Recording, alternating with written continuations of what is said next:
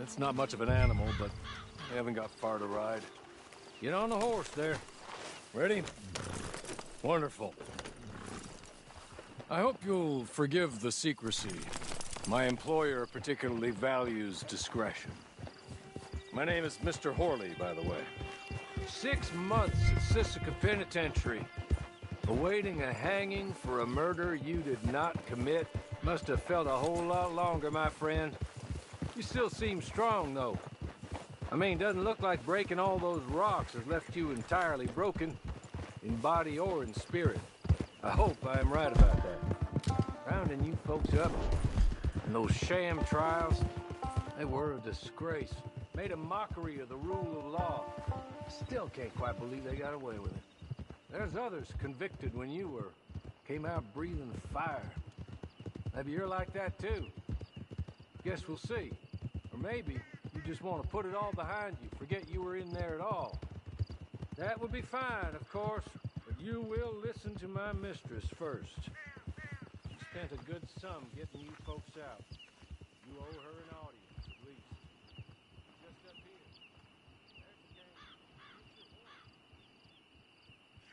here.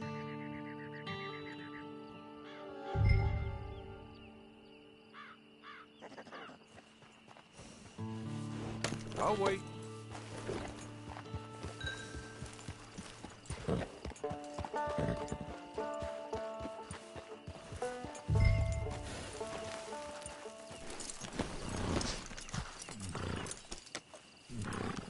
This way. She's anxious to meet you.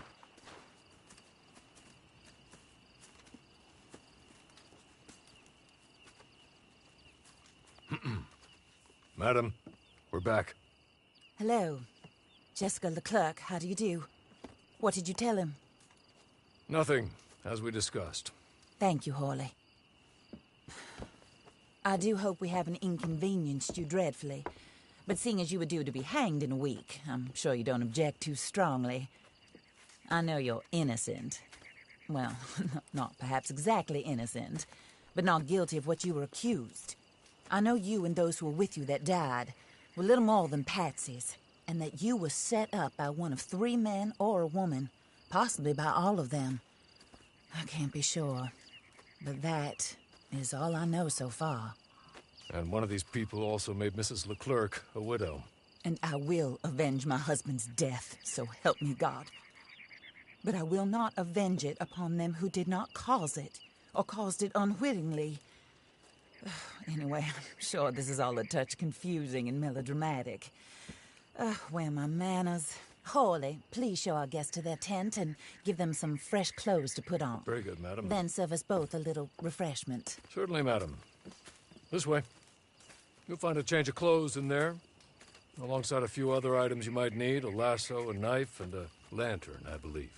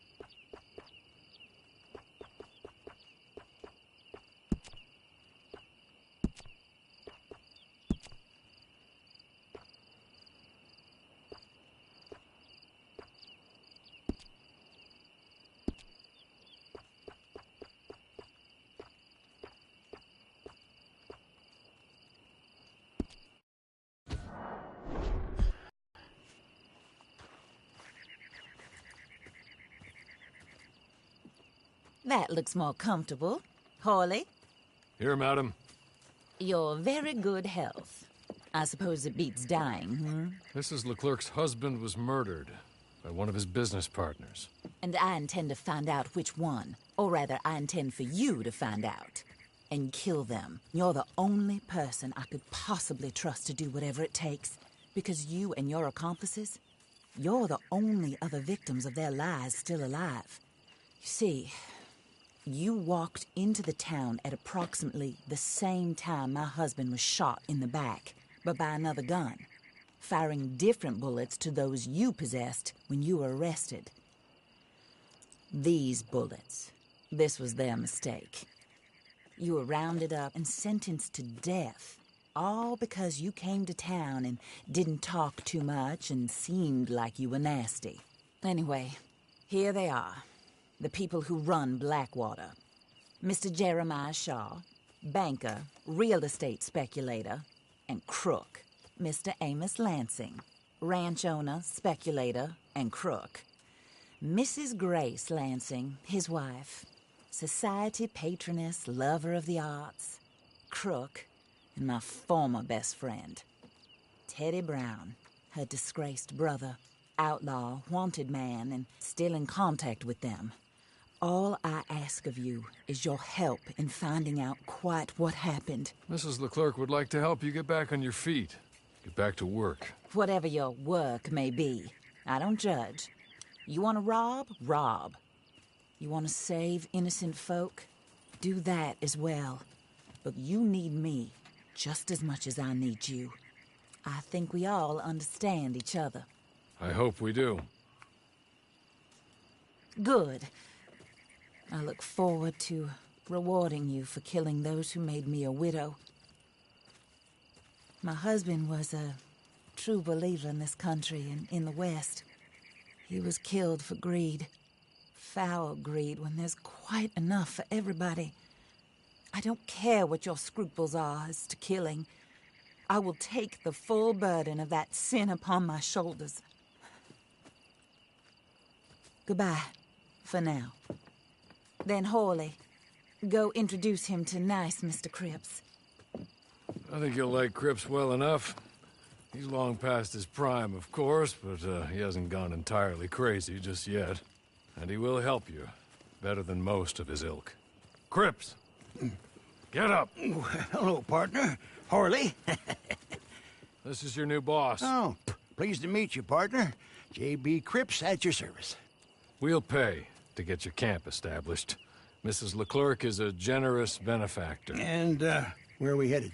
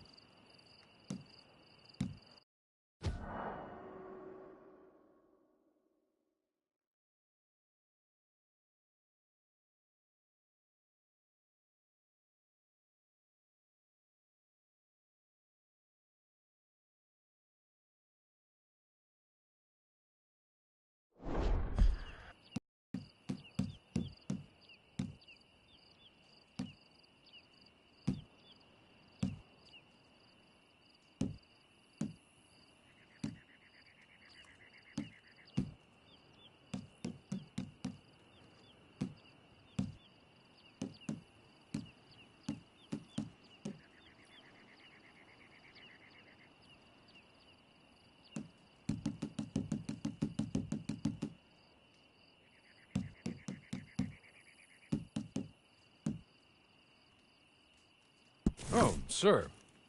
While Cripps is establishing your camp, perhaps you can go to the station and see the clerk, then head to see Clay Davies. He's a horse thief, and not a terribly nice one. Then meet Cripps back at your camp. See you shortly, boss. Good luck.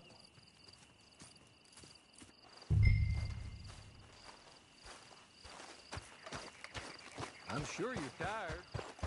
Get this done and you can rest.